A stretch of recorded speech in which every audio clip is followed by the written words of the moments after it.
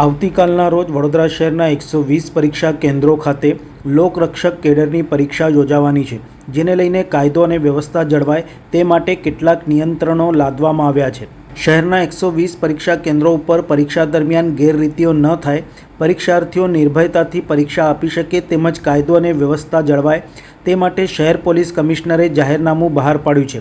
આ પરીક્ષા કેન્દ્રોમાં તારીખ 15મીની સવારના 7 કલાકથી બપોરના 3 કલાક સુધી cellular phone, handset, walkie-talkie, cordless phone, mobile, smart watch, Bluetooth camera, wireless સાહિત્ય કે ઇલેક્ટ્રોનિક ઉપકરણો લઈ જવા ઉપર પ્રતિબંધ ફરમાવાયો છે। પરીક્ષા કેન્દ્રની બહાર આજુબાજુમાં 100 મીટરના અંતરમાં પરીક્ષા દરમિયાન 4 કે તેથી વધુ વ્યક્તિઓએ ભેગા થવું નહીં અને એટલા એરિયામાં ઝેરોક્ષ, ફોટોકોપી, પ્રિન્ટિંગની દુકાનો ચાલી રાખી શકાશે નહીં તેમજ લાઉડસ્પીકર વગાડી શકાશે નહીં તેમજ વીજ પુરવઠો ન ખોરવાય તે માટે ખોદકામ કરવા પર પ્રતિબંધ મૂક્યો છે તેમજ પરીક્ષા સમય દરમિયાન બિનઅધિકૃત વ્યક્તિઓ પ્રવેશ કરી શકશે નહીં। જાહેરનામાનો ભંગ કરનાર સજાને પાત્ર થશે।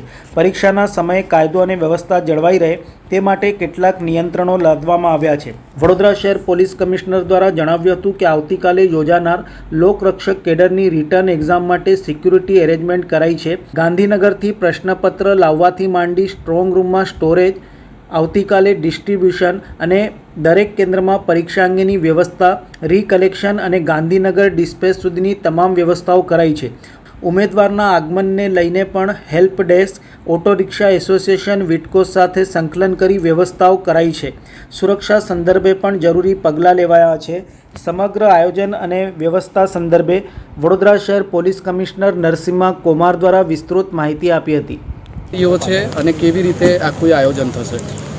શહેરમાં પોલીસ રિક્રુટમેન્ટ બોર્ડ આયોજિત લોકરક્ષક રિટર્ન એક્ઝામિનેશન માટે ડિટેલ્ડ સિક્યુરિટી અરેન્જમેન્ટ આવતીકાલ માટે કરી છે અને સુરક્ષા વ્યવસ્થાઓ આપણા ગાંધીનગરથી ક્વેશ્ચન પેપર લાવવાથી માંડીને ત્યાં સ્ટ્રોંગ રૂમમાં સ્ટોરેજ, આવતીકાલે ડિસ્ટ્રીબ્યુશન, દરેક કેન્દ્રોમાં એમના પરીક્ષા અંગેનો વ્યવસ્થા, રીકલેક્શન અને ગાંધીનગર ડિસ્પેચ સુધીની તમામ વ્યવસ્થાઓ આપણે ગોઠવી દીધા છે। ઉમેદવારો આમાં 35,000થી વધારે ઉમેદવારો જુદા જુદા જિલ્લાઓમાંથી આવનાર છે, તો આને ધ્યાને રાખીને એમના આગમન બસ સ્ટેશનમાં કે રેલવે સ્ટેશનમાં થાય ત્યાં પણ ફેસિલિટેશન અને હેલ્પ ડેસ્ક સાથે સાથે ઓટો રિક્ષા કે ટેક્સી કે અન્ય માધ્યમથી જાય તો આપણે વિટકોસ કે taxi association, auto rickshaw association સાથે સંકલન કરીને એમને ફેસિલિટેશન માટે પણ વ્યવસ્થા કરી દીધા છે। અને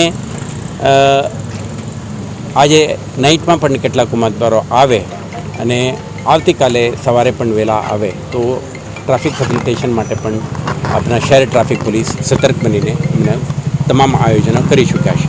સુરક્ષા અંગે જે પોટેન્શિયલ રિસ્કને ધ્યાને રાખી કેટલાક એન્ટી સોશિયલ એલિમેન્ટ અગાઉ પરીક્ષાના જે ગેરરીતિમાં સંડોવાયેલા ઇસમો એમને પણ ધ્યાને રાખી છે અને સાથે સાથે જાહેરનામા બહાર પાડીને જે 100 મીટર રેડિયસમાં કોઈ ઝેરોક્સ સેન્ટર કે ટ્યુશન ક્લાસીસ વગેરે સક્રિય ન રહે તે માટે પણ પ્રતિબંધાત્મક આદેશ આપણે બહાર પાડી દીધા છે।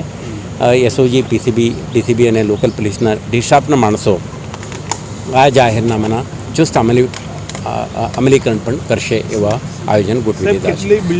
તો આવતીકાલે જે 120થી વધારે સેન્ટરોમાં આયોજન થનાર આ પરીક્ષામાં એજ્યુકેશન ડિપાર્ટમેન્ટ, ડિસ્ટ્રિક્ટ મેજિસ્ટ્રેસી અને પોલીસ સંકલનથી આખું એક્ઝામિનેશનનું આયોજન કરી છે। એટલે દરેક વિભાગ સાથે આપણે ડાયલોગ પ્રોસેસ અને કોઓર્ડિનેશનનું આખું વ્યવસ્થા આપણે ગોઠવી દીધું છે। પરીક્ષાનું આયોજન સફળતાપૂર્વક